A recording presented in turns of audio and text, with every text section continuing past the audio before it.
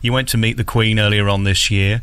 It's all going very well for you. I wonder whether you come back here is because you like to inspire younger people to reach your success, because you didn't have the most glamorous upbringing, did you?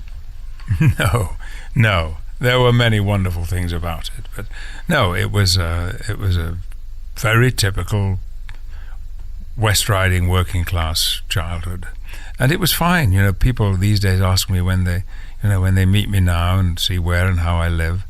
Oh, you know, it must have seemed awful when you were growing up. Well, of course, you didn't know anything different, and everybody else was living in the same way, hand to mouth. You know. My mother and me hiding behind the sofa when the rent collector came to the door. I mean, literally, because we didn't have the rent. But I can only say since I came back, the last 6-7 years have been the best years of my life. The last decade has been a fantastic decade.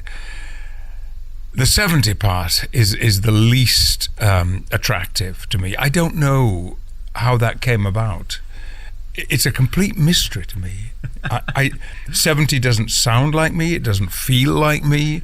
I feel as though I ought to be behaving a little bit more in an adult fashion than I usually do. I mean, there I was at Silverstone yesterday afternoon, screaming in the mechanics pits, in the McLaren pits, and yes, I did take a trip to the Palace just about a month ago.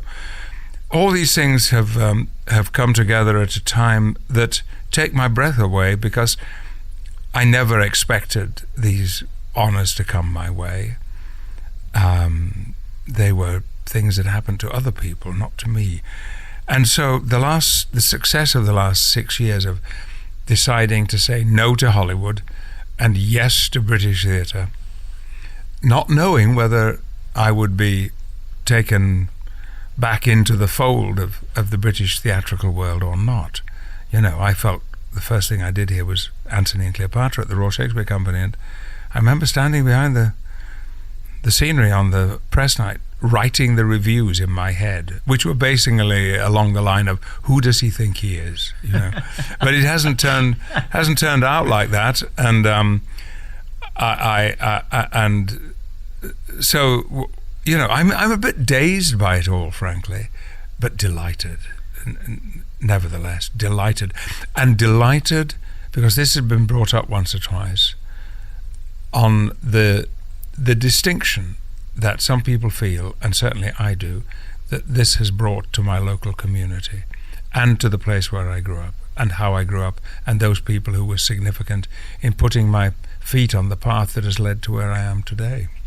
You've had an exceptional career, and it goes from strength to strength. When we look at the different parts of your life, from Star Trek through X-Men to Shakespeare, they're all so different. You make it sound very humble. Oh, I was lucky to get this, and I thought I'd try the West End again. I mean, they were never going to say no. You're an international megastar. Are you really this humble? Alex, it doesn't feel like that. Believe me. You know, yesterday afternoon on the starting grid at Silverstone, I was talking to a member of the royal family, and just at that moment,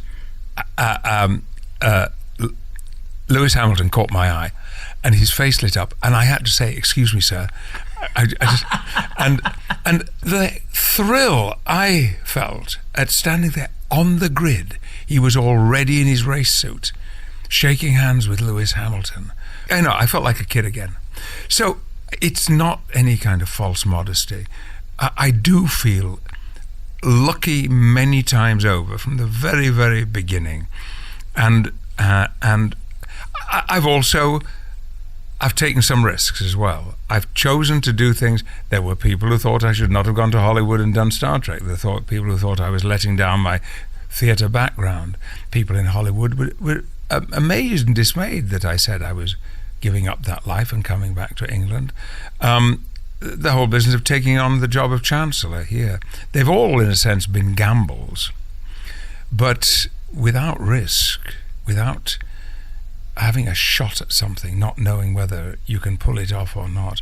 I find that stimulating, and I find in a strange kind of way that's what keeps me feeling youthful and certainly not feeling 70. I was 40 a couple of weeks ago, is how it feels. You're just acting 70. Well, I'm not, you see. You know, somebody who was 70 wouldn't have been behaving like a kid on the starting grid at Silverstone yesterday. And the other day I was doing a signing thing for Star Trek, and my son, who was there with me, who's also done Star Trek, came up to me and said, "Dad, there's the whole of the Tottenham Hotspur 1970 squad over there signing." What? I abandoned what I was doing. I mean, I know, and I'm shaking hands with Bob Wilson, you know, and it's just fantastic for me. So that is how I view life. I get a great kick out of it. I get a great kick out of everything I do.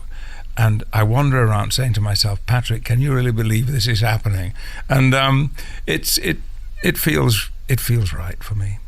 When you see yourself in the old days on the TV, is it you, or is that like your son or some other actor? We didn't know when Star Trek began really what was going to happen. And I was the last member of our company, of the crew, to wake up to the fact that we were a hit. I was in denial about it for a long time. And I do remember I bought, at the start of the second season, or maybe it was halfway through the first season, I bought a new car. I bought a Honda. And I remember Jonathan Frakes, who played Commander Reich in Star Trek, saying to me, "Patrick, you have a poverty mentality. You bought a Honda, perfectly good car, but you know, you could have perhaps bought something a bit fancier." And I was thrilled with my Honda. I was really pleased. It was only the second new car I'd ever owned. Do you think you've made it yet?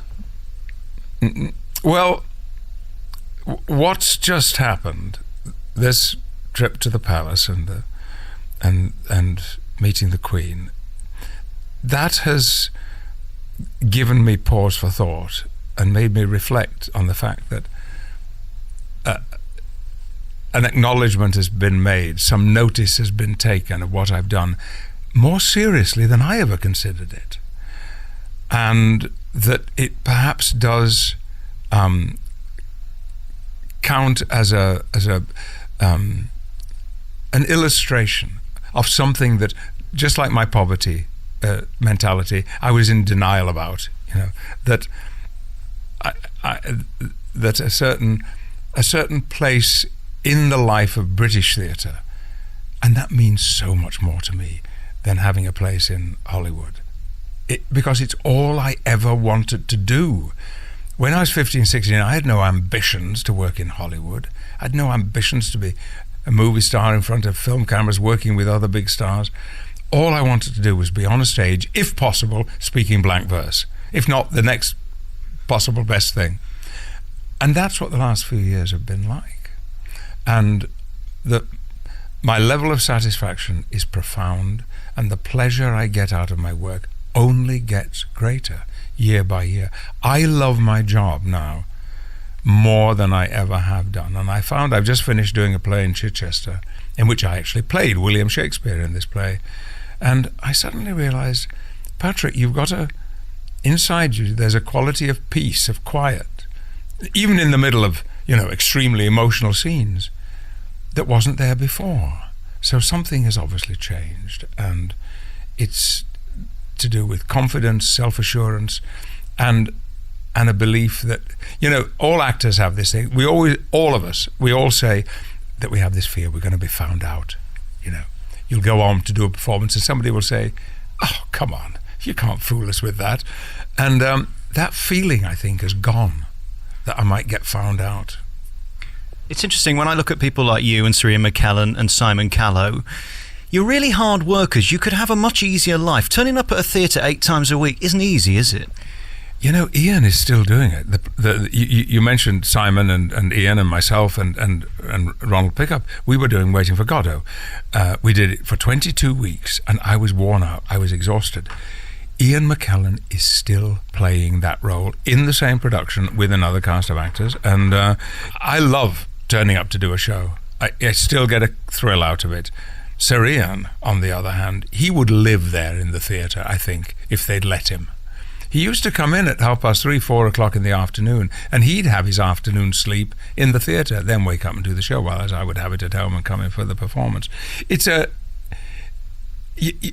know that every night you are going out in front of an audience who want to be there and are excited to be there, and some of them for the first time, given what Sir Ian and I have done, the X-Men and Star Trek and Lord of the Rings. People come to see Gandalf, they come to see Captain Picard, they come to see Magneto and Professor Xavier, but instead what they get is Sam Beckett and William Shakespeare and Edward Bond. And so that's thrilling too, to know that those people are there, but that I can tell a story differently every night in front of a live audience, knowing that will be a one-off, unique experience. It's such a privilege. When you come back to Mirfield, are you that little boy hiding behind the couch with your mum trying to avoid the rent man? Does it take you back to a place that you were there 70 years ago? Well, funnily enough, I was back in Mirfield on Saturday. And I can tell you why I was there. I went to visit the Father Superior and Father Prior and the brothers at the Community of the Resurrection, which is an Anglican monastery, an important Anglican monastery, which is in Mirfield, and was what Mirfield was once upon a time most famous for. It's probably got a little bit of competition now, because I've agreed to be part of a campaign to raise some funds, because the church is badly in need of restoration. I first appeared on a public stage at the age of 8 or 9 in the Quarry Theatre at the Community of the Resurrection, and I said to them, if only because of that connection, I'm very, very happy to be part of this. But before I went over to Batty Ford to the community, I just took a little drive around my neighbourhood, and it gave me goosebumps. I went past the house I was born in and lived in for 15 years, a one-up, one-down house in a yard.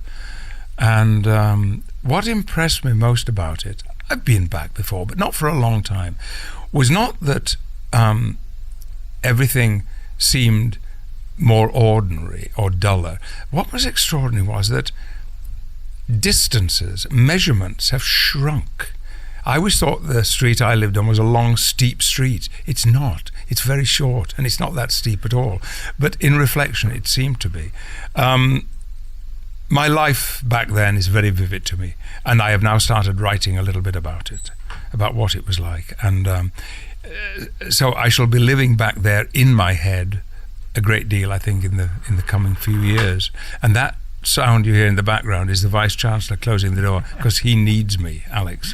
I'm going to let you go. Very finally, congratulations on being you. You've brought so much pleasure to so many different generations, and giving back here at the University of Huddersfield really just sums you up, really, that you care. With funding in the news and all of this stuff, you'll never lose that passion, will you, for the youth and giving them a chance? I got a chance. I got my break at Mirfield Secondary Modern School. It wouldn't have happened if I hadn't have been at that school with that particular English teacher. And so if I can throw in any way opportunities like that in the way of young people, particularly those young people which this university seeks out and encourages, whose families and backgrounds does not prepare them to expect higher education. And we have a significant number here in Huddersfield. That makes me especially gratified. Very finally, your tip on looking like you when I get to 70. What's the key? You know, I remember they used to ask this question on the Wilfred Pickles Have a Go show. Do you remember? Have a go, Joe. I cannot tell you, except that I have loved my job for 52 years. Loved it. And I think I was very lucky in going to California when I did, because Californians do know how to take care of themselves. And I got into that culture of sensible eating, exercise, regular medical checkups, looking after myself. And that has stayed with me ever since 1987 when I went. And I think that was very significant. And you know, there's a lot to be said for being happy, if you can find it. Sir Patrick Stewart, thank you very much for talking to me. It's a great honour, and congratulations on all the work you do here in West Yorkshire, and especially for the University of Huddersfield. Nice to talk to you. Thank you.